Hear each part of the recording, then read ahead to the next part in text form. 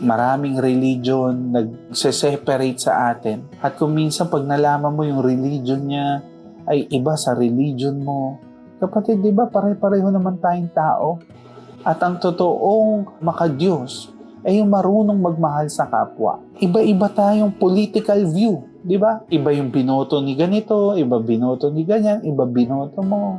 Pero dahil lang ba sa mga politiko, nag-aaway-away po ang mga tao? So hindi ba't mas maipapakita ang pagmamahal kung tayo po'y nagre-respetohan?